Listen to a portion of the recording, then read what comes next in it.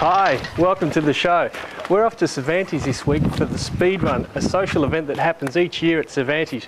Should be lots of fun. Come and join us.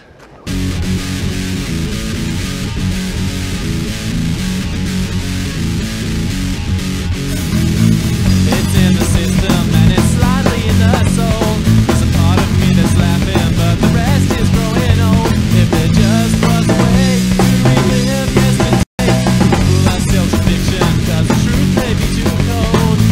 Feel the ground shaking slightly, trying to know what it might be. Where is the savior?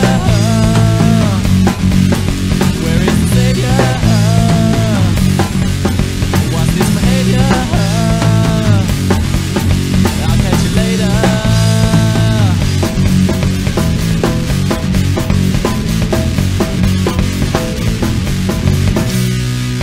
It may be nature, but it seems to be man-made. When there's someone who has power, there is someone who's afraid. We would like to believe that it's justice in the driver's seat, but while there is money, there is someone getting paid. Feel the ground shaking slightly, trying to wonder what it might be. Where is the savior? Where is the savior? What's this behavior? I'll catch you later. Yeah. We're here at Cervantes at the Speed Week, and I'm here with Paul and Monique. G'day guys. How you going? How you going? So what brings you, bit of an obvious question, but what brings you to Cervantes this weekend, Monique?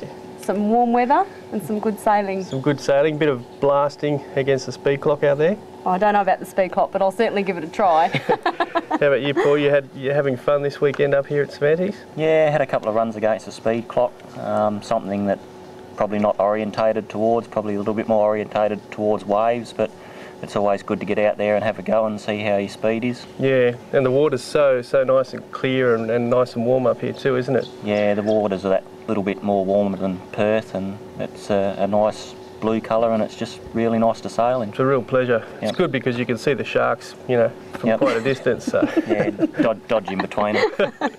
There's no if you see- sharks in Cervantes. If you see any part of the reef moving, you know it's not a reef. That's it. That's the general rule. Now, you guys are quite a rarity in the sport because you're a windsurfing couple. You guys are married, is that right? Correct, Yes. yep. And that's off a thing that we don't often see, a couple sharing a passion such as windsurfing. So that's really, really good. You should be congratulated for that.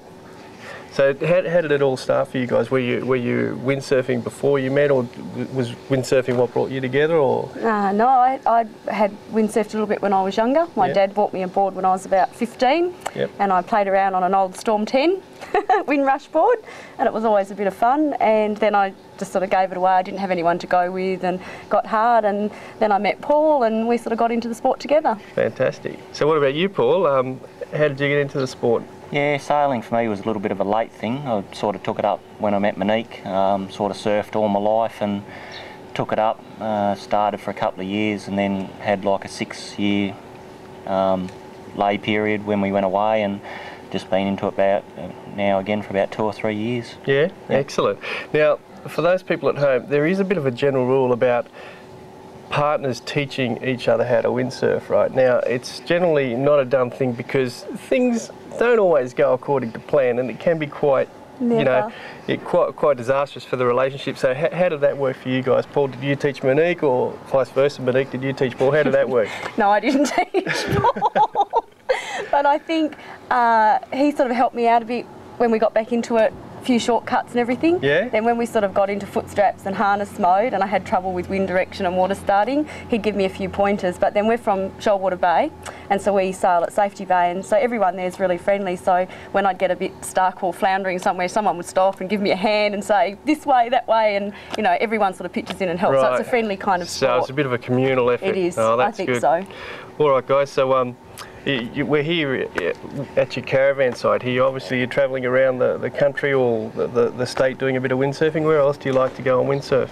Yeah, Lancelin, we're going to try and get a little bit wave orientated, so we're off to Geraldton next week for a week to go up to do some wave sailing up there. At Coronations. At Coronations. Coronations, fantastic. Yeah, Yep. and we do a bit of surfing and windsurfing at Lancelin as well. Yeah. So So on a typical weekend, where could people find Monique and Paul sailing?